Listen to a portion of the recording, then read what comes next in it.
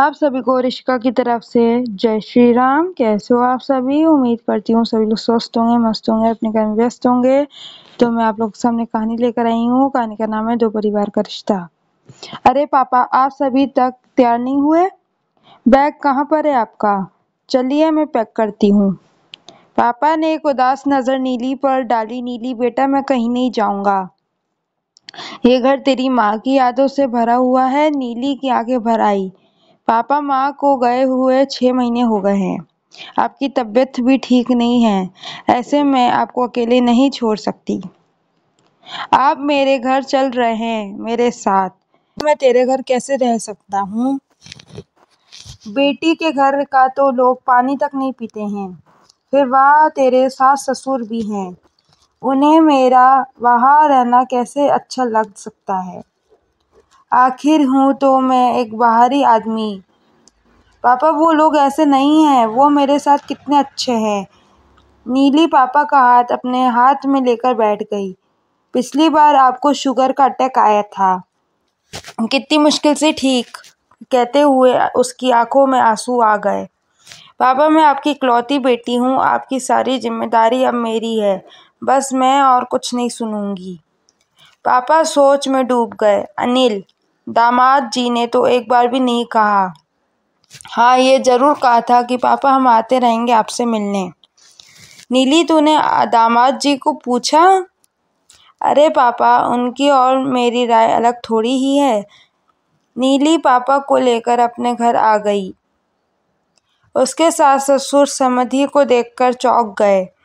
अनिल ने भी पैर छुए और कहा, अच्छा किया पापा जो आप कुछ दिन के लिए यहाँ आ गए। पापा रहने तो लगे, पर उन्हें लग रहा था कि शायद दामाद और उनके माता पिता उनके यहाँ आने से खुश नहीं हैं। एक दिन पापा लॉन में घूम रहे थे कि अचानक उन्हें अनिल की आवाज़ सुनाई दी। नीली पापा यहाँ पर कब तक रहेंगे? ऐसा क्यों पूछ रहे हैं आप? वहाँ पर उनका है ही, लेकिन कौन? उनकी तबीयत भी ठीक नहीं है।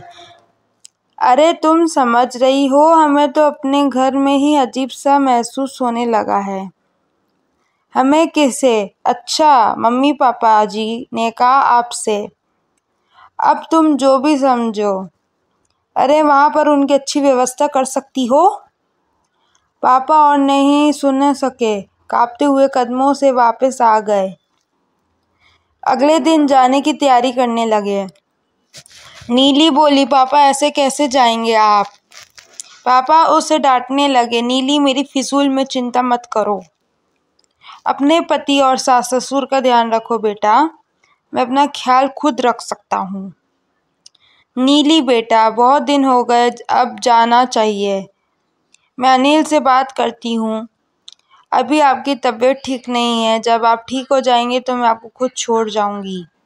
नहीं नीली, देखो मैं तुमसे नाराज हो जाऊंगा। नीली नाश्ता बनाने लगी। सोच रही थी कि पापा को किसी ने कुछ तो कहा है। नाश्ता करने के बाद उसने कहा, आज पापा जा रहे हैं। वह अपने सास ससुर और अनिल का चेहरा देख रही थी कि उनके चेहरे पर चमक आ गई थी। तभी उसने कहा कि मैंने एक फैसला किया है कि पापा इतनी बड़ी कोठी में अकेले कैसे रहेंगे।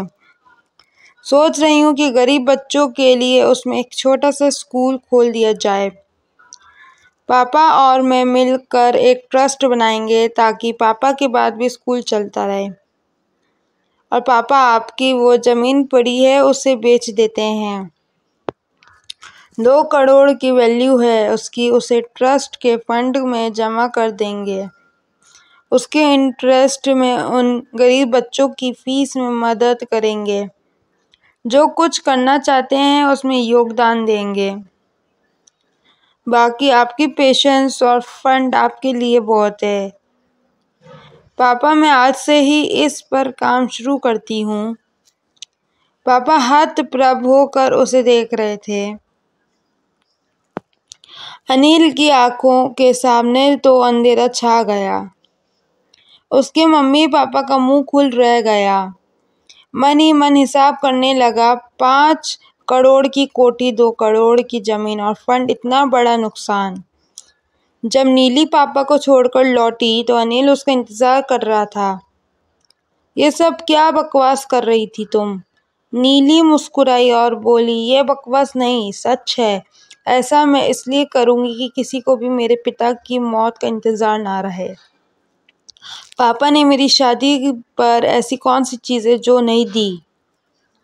अनिल गुस्से से बोला, ये तो उनका फर्ज था। फर्ज सिर्फ लड़की के बाप का होता है, क्योंकि उसने लड़की पैदा करने की गलती की है। मैं अपने पापा की इकलौती बेटी हूँ, तो क्या मेरा फर्ज नहीं था उनकी देखभाल करने का, वो भी ऐसे वक्त में जब उनकी तबीयत ठीक नहीं है और उन्हें सहारे की ज़रूरत है। माफ़ी चाहती हूँ कि उनके कुछ दिन यहाँ रहने से सबको तकलीफ हुई। मैंने कभी तुम्हें तुम्हारे पे फर्ज निभाने से नहीं रोका। अपने सास ससुर की सेवा में भी कोई कमी नहीं रखी। तुम मुझे मेरे पिता के प्रति मेरा फर्ज निभाने से नहीं रोक सकते। उसकी आवाज़ से दृढ़ता थी। अनिल खामोश होकर उसे देख रहा था। हर संतान का यह फर्ज रहता है कि वो अपने माता पिता के साथ अपने सास ससुर की भी जिम्मेदारियां निभाए, जिससे दो परिवारों का रिश्ता हमेशा अटूट बना रहे। पर ऐसा होता नहीं है। लड़की चाह कर भी अपने माता पिता को अपने साथ नहीं रख पाती। कारण ससुराल वाले को तकलीफ होती है, पर उनकी संपत्ति पाने को ललायित रहते हैं। सदैव प्रसन्न रहिए, जो प्राप्त है वही पर्याप्त है। धन्यवाद। जय हो, सदा विजय हो।